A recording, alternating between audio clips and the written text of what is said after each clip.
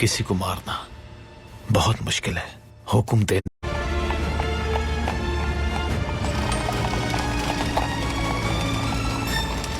किसी को मारना बहुत मुश्किल है, हुक्म देने से बहुत ज्यादा।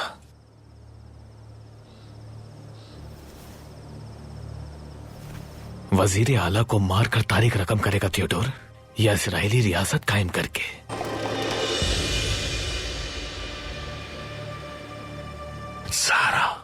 सारा हिदाया, पारफूस को सुनहरे ख्वाब दिखाने वाली औरत।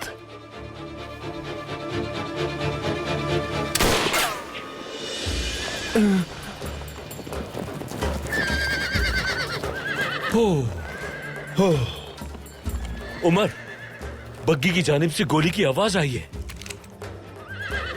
कातिलाना हमला, उन्होंने मुझे मारने की कोशिश की है वजीर आला। चलो। हाथ हटाइए। ये आप क्या कर रहे हैं महमूद पाशा?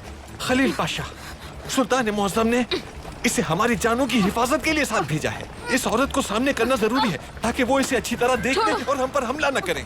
यही एक तरीका है बचने का। ये तो हम सबको मरवाना चाहता था और हमारी कब्र पर लिखवाता। सारा हिदाया के निहायत अजीज दोस्त।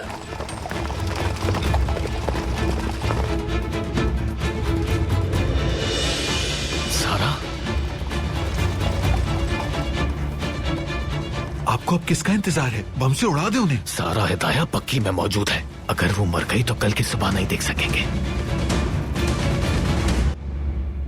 कहां जाने का इरादा है तुम्हारा? आया सोफिया। ठीक कहा, आया सोफिया का ही रास्ता ही है।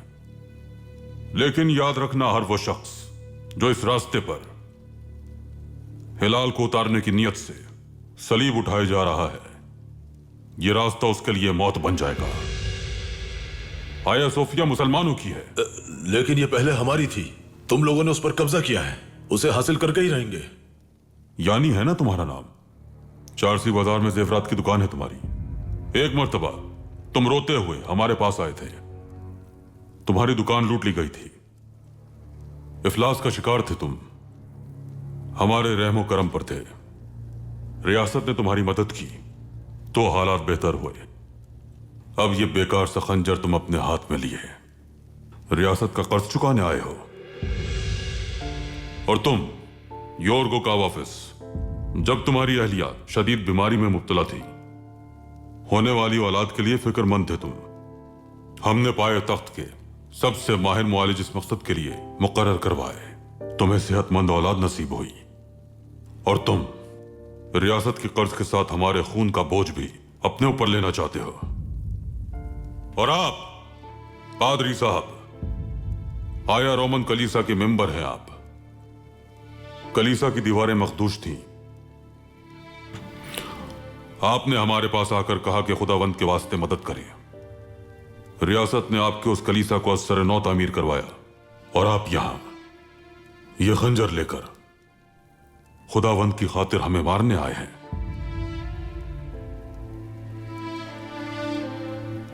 और तुम तीनों, हमारे पास तुम्हारी तस्वीर थी इसलिए जानते हैं हम तुम्हें, लेकिन बाकियों को नहीं जानते। मसला क्या है आपका? आप क्या चाहते हैं? रंगो, नस्ल और मजहब से बालातर होकर क्या आपकी हर मुश्किल में आले उस्मान मदद करने से पीछे हटी? क्या इमदाद में कभी कोई कमी आई? तुम्हारे अजदाद ने फतह के वक्त कुस्तुनतुनिया में किसी लातीनी सरपोश के बजाय तुर्क टोपी देखने को तरजीह दी? भूल गए क्या? क्या तुम यह समझते हो कि आज हमारे दादा की मिरास आया सूफिया पर सलीब लगा लोगे? इस्लाम अल्लाह का हुक्म है और अल्लाह का हुक्म आदिलाना होता है।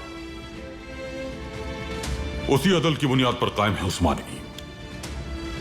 अपनी रियाया को जरर नहीं पहुंचाते, हक तलफी नहीं करते, किसी दीन में मुदाखलत नहीं करते, कौमियत की बुनियाद पर किसी को हकीर नहीं जानते, किसी की नामूस को नहीं उछालते। आया सोफिया के गुंबद पर उसी अदल का परचम लहरा रहा है। उसकी तरफ जो भी बढ़ेगा, जो भी हाथ उस हिलाल को उतारना चाहेगा, काट देंगे हम। अब तुम लोग अपनी अक्ल इस्तेमाल करो और इस परचम के साए तले मुत्तहिद होकर रहो।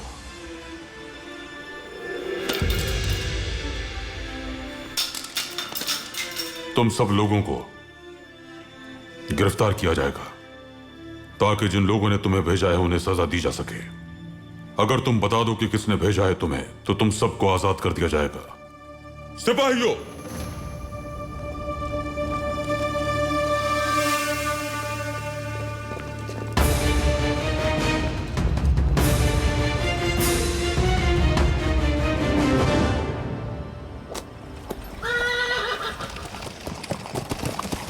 राइफल और मेरी आंखें ना होती तो सारा मर चुकी होती।